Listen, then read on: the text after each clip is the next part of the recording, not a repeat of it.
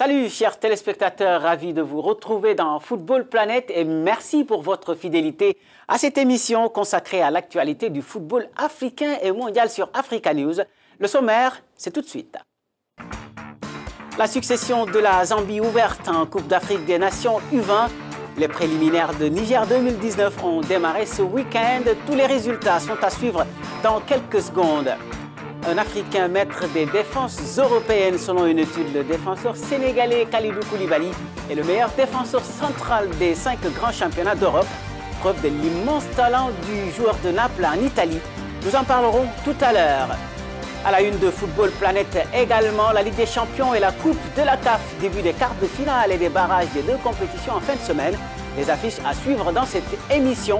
Voilà pour le sommaire, le développement après cette petite transition. Mais nous démarrons cette émission par l'énorme performance de Mohamed Salah qui entre définitivement dans l'histoire de la Première Ligue. L'attaquant égyptien a inscrit samedi son 29e but en championnat et égale le record de buts inscrits par un joueur africain sur une saison détenue jusque-là par l'éternel Didier Drogba. Et à 6 journées de la fin, le Pharaon, à qui tout réussit cette saison, est bien parti pour rester seul sur le trône. Mais l'Égyptien n'est pas le seul Africain à faire des merveilles en Europe. Un autre joueur dont on ne parle pas souvent continue d'impressionner par sa constance et sa solidité. Il s'agit du défenseur sénégalais de Naples, Kalidou Koulibaly, considéré par une étude comme le meilleur défenseur central des 5 grands championnats d'Europe. Les détails avec Claire Moutindi et Serge Koff. Le Sénégalais Kalidou Koulibaly, meilleur défenseur central d'Europe évoluant dans les 5 plus grands championnats de football du monde. Le joueur de Naples, passé par le FC Metz en France, a reçu cette distinction de l'Observatoire du football du Centre international d'études du sport. Kalidou Koulibaly, auteur de performances solides avec son club, a été constant cette saison et assuré de bonnes sorties avec les Lions de la Teranga du Sénégal. Dans le classement de l'équipe type établi par l'Observatoire du football du Centre international d'études du sport, Kalidou Koulibaly est suivi par Davinson Sanchez de Tottenham, de Nicolas Otamendi de Manchester City et Thiago Silva du Paris Saint-Germain arrive en 4e position. Avec son expérience dans le calcio, le championnat italien et aussi en Ligue des Champions où il s'est frotté aux attaquants de haut niveau, il ne fait aucun doute que Kalidou Koulibaly sera un atout important des Lions de la Teranga lors du prochain mondial. Et puis, une question légitime. Comment un joueur au talent aussi immense joue-t-il toujours dans un club de second plan? Nous sommes avec le journaliste sénégalais Abdoulaye Thiam. Merci de nous rejoindre sur ce plateau, Abdoulaye. Tout d'abord, est-ce une surprise de voir Koulibaly être désigné meilleur défenseur central des 5 grands championnats d'Europe? Non, compte tenu de cette performance, de son aura qu'il a en Italie et surtout la régularité dans laquelle il n'arrête pas de montrer, surtout au niveau de l'équipe nationale du Sénégal, mais aussi au niveau de la Série A, ça ne m'étonne pas qu'il soit classé parmi les meilleurs défenseurs centraux des 5 plus grands championnats de maintenant. Ce qui reste à faire, c'est que il va falloir quand même que ce défenseur-là puisse encore davantage évoluer parce qu'il y a beaucoup de choses encore à prouver, aussi bien en sélection que donc moi, je l'espère tout simplement qu'il va continuer dans cette dynamique. C'est quelqu'un de très sérieux, de très rigoureux, de très méticuleux. Je le côtoyais, c'est quelqu'un d'extrêmement vigilant par rapport à tout ce qu'il fait. Mais comprenez-vous qu'un joueur aussi performant puisse continuer à jouer dans un club de seconde zone? C'est une très pertinente question. Écoutez, moi, aujourd'hui, il y a certains joueurs, j'ai du mal à comprendre qu'ils puissent évoluer dans certains clubs. Je veux parler indépendamment de Kalidou Koulibaly qui, aujourd'hui, a une place au FC Barcelone, pourquoi pas au Real de Madrid, dans les clubs les plus huppés, le Bayern de Munich. Mais ce que je ne comprends pas, c'est pourquoi les plus grands joueurs africains aujourd'hui, qui titulent les plus grands joueurs du monde, restent confinés dans des clubs de seconde zone où bien tout simplement ils n'arrivent pas à rentrer dans le top 10 des plus grands clubs du monde. Je ne sais pas est-ce que c'est le fait que leur agent qui ne fait pas correctement le boulot, parce qu'aujourd'hui, moi, je regarde un petit peu le transfert d'un joueur comme Ousmane Dembélé qui coûte 150 millions d'euros. Pendant ce temps, aucun joueur africain, qu'il soit attaquant ou autre, n'arrive pas à atteindre la barre de 60 millions d'euros. Et j'ose espérer tout simplement qu'on va rectifier cette anomalie-là, cette injustice envers les joueurs africains, notamment Khalidou Koulibaly dont vous citez, mais aussi Salah, mais aussi Sadio Mané, et je peux continuer à citer l'un d'autres aussi.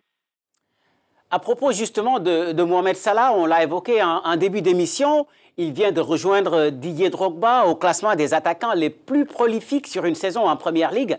Il mériterait bien de figurer en bonne place lors du prochain Ballon d'Or, normalement. Oui, je pense très bien que si Liverpool continue dans cette lancée, s'il termine le meilleur buteur du championnat anglais, et surtout s'il réussit une très grande performance en Coupe du Monde, ça m'étonnerait qu'il ne fasse pas partie dans le top des meilleurs joueurs du monde. Aujourd'hui, quand même, il y a l'épouvantail Lionel Messi et Cristiano Ronaldo, mais je pense que compte tenu des performances aujourd'hui du musicien, compte tenu de son talent, c'est lui qui tire l'équipe nationale, c'est lui qui tire aussi le Liverpool Football Club. Compte tenu de toutes ces performances-là, moi, je espérer à la prochaine liste qui va être publiée, il fera partie au moins parmi les 4 meilleurs attaquants au monde. Parce qu'aujourd'hui, excepté Lionel Messi, Cristiano Ronaldo, et dans une moindre mesure, Neymar, effectivement, c'est Salah qui arrive à cette position. Merci beaucoup Abdoulaye Thiam qui nous parlait de Dakar au Sénégal. Je vous le disais en titre, c'est parti pour la longue marche vers Niger 2019. On parle bien sûr de la Coupe d'Afrique des Nations des moins de 20 ans dont le tour préliminaire a démarré ce week-end. Et certaines équipes comme l'Ouganda et le Gabon ont déjà fait un très grand pas vers la qualification comme nous l'indique ce tableau.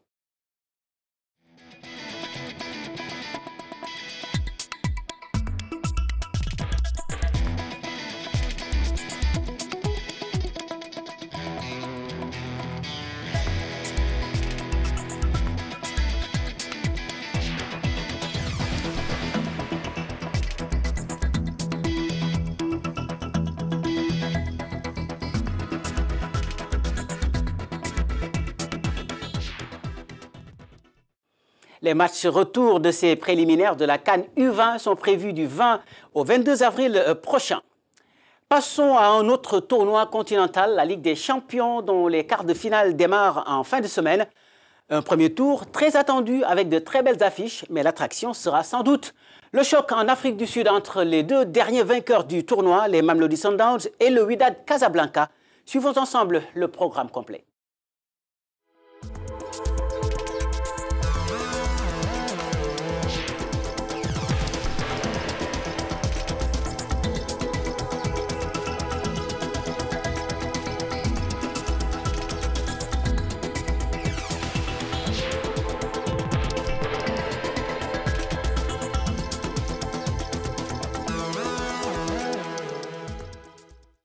Et puis dans l'autre compétition continentale, la Coupe de la CAF, on n'est pas encore entré dans la phase des poules, mais plus que 2 matchs pour y être. Dernier acte des préliminaires, les barrages allaient prévus en fin de semaine également. Et voici le tableau des affiches pour vous montrer ce qui vous attend un peu partout sur le continent.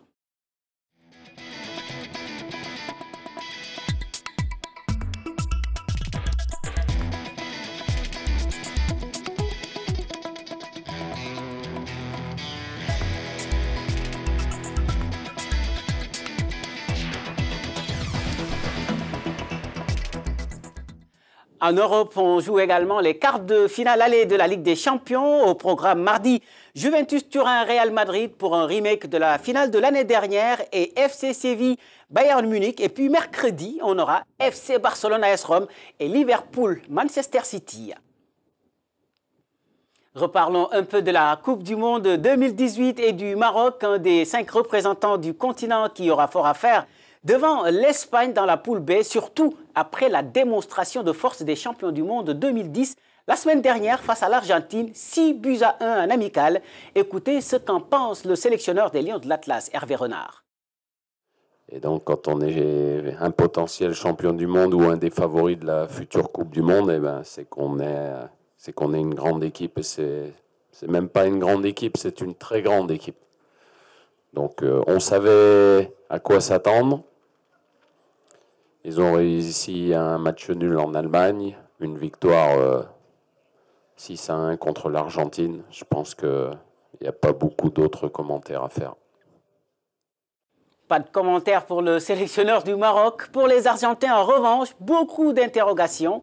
Mais les Sud-Américains comptent sur leur génie Lionel Messi pour renouer avec le succès plus de 30 ans après le sacre de Maradona et compagnie. Les anciens champions du monde ont profité de la venue du trophée à Buenos Aires pour le rappeler au capitaine de l'Albiceleste, les récits d'Armel Kenga et d'Éric Oteng. Ce sera sans doute sa dernière chance de remporter une Coupe du Monde pour parfaire son œuvre gigantesque. Pour entrer définitivement dans la légende comme le meilleur joueur de tous les temps, Lionel Messi doit répondre présent en Russie. Les espoirs du peuple argentin reposent sur ses épaules. Et les anciens champions du monde ont tenu à le rappeler au capitaine de l'Albiceleste à l'occasion du séjour du trophée de la Coupe du Monde en Argentine.